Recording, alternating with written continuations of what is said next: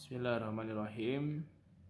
Apakah penderita hypnic jerk harus menggunakan obat-obat psikiater seumur hidup?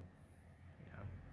Jadi obat psikiater itu sebenarnya adalah obat-obat golongan benzodiazepin, golongan antidepresan, dan juga golongan antipsikotik. Ya, orang Indonesia biasanya menyebut dengan obat psikiater, gitu ya. Jadi obat-obat ini berfungsi untuk mencegah kejang, misalnya antikonvulsan, juga bisa untuk menenangkan saraf, gitu ya. Jadi fungsinya itu, dan akibatnya karena kita tidak kejang, tidak sarafnya tenang, itu kan tidak ada hypnic jerknya, sehingga membantu kita untuk tertidur, ya. Namun yang perlu diingat, ya, obat-obatan ini berdasarkan apa yang saya pernah baca, tidak bisa kita gunakan sebagai sesuatu untuk jangka panjang. Namun penggunaannya adalah digunakan ketika dalam jangka pendek, gitu ya. Dokter pun pasti menyarankan untuk dalam jangka pendek dan dengan dosis tertentu. Ya, dan suatu saat ya kita harus berpisah dengan obat ini ketika hypnic jerk kita sudah mulai mereda. Ya, nanti ada istilahnya tapering off. Jadi si dokter ini, baik dokter saraf maupun psikiatri, ini akan menurunkan dosis obat berdasarkan progres kita, gitu ya. Namun pertanyaannya, apakah harus penderita hypnic jerk minum obat-obatan begini?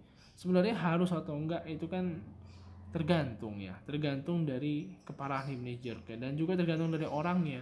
Ada memang orang yang harus minum, ya, karena kalau nggak gitu dia nggak tidur, ngejerek mulu. Yang kedua ada lagi orang yang mungkin yang nggak harus minum, boleh minum itu cuman nggak pas lagi emergensi aja, pas lagi parah-parahnya aja, misalnya nggak bisa tidur sama sekali, gitu pun udah frekuensi sebentar, misalnya seminggu sekali, gitu kan, atau sebulan sekali. Nah, kalau saya pribadi ini ya sebulan sekali, gitu kan, kadang sebulan sekali saya cuma minum 0,5 mg alprazolam, ya.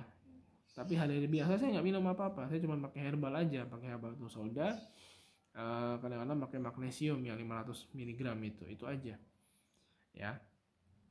Nah, yang perlu diingat teman-teman, bahwasanya itu kan ikhtiar, gitu ya. Ikhtiar itu adalah upaya kita untuk mencapai apa yang kita inginkan, dan sementara hasil itu Allah yang tentukan, gitu ya. Jadi jangan menganggap bahwasanya membuat tidur, membuat hypnic jerk hilang itu obat-obatan atau herbal-herbalan, bukan. Tapi Allah itu ada ikhtiarnya. Ketika ikhtiar itu pas, gitu kan, dengan apa uh, yang cocok dengan tubuh kita, ya pasti tentu Allah akan hilangkan itu, gitu kan. Dan kadang-kadang ikhtiar itu ya, kadang-kadang kita udah berobat ke sana kemari, kadang-kadang malah sembuh dengan obat-obatan warung, gitu ya. Obat-obatan warung misalnya kita asal-asal gitu, lagi sakit panas, gitu kan, saya pernah itu minum obat paracetamol, apa hypnic jerknya kok mereda, gitu kan. Ya asal-asalan aja, itu ya itu kehendak Allah, gitu ya. Dan tentu juga mungkin ditemukan zat-zat tertentu di obat-obatan warung itu yang bisa menghilangkan hypnic jerk, kita nggak tahu lah, ya. Yang penting kita coba aja dulu. Ya kalau memang harus pakai obat-obatan psikiater, obat-obatan psikiater tadi yang diracik atau apapun itu, yang golongan tadi itu, ya pakai aja dulu, nggak usah nanti ketergantungan, nanti ini dan itu. Ya sebenarnya ketergantungan itu kan kalau kita minumnya tuh lebih dari dosis, gitu. Ya, kalau dosisnya 1 mg, ya kita minum 1,5 atau 2 mg, kita salah gunakan, ya itu yang akan merusak otak kita, gitu ya.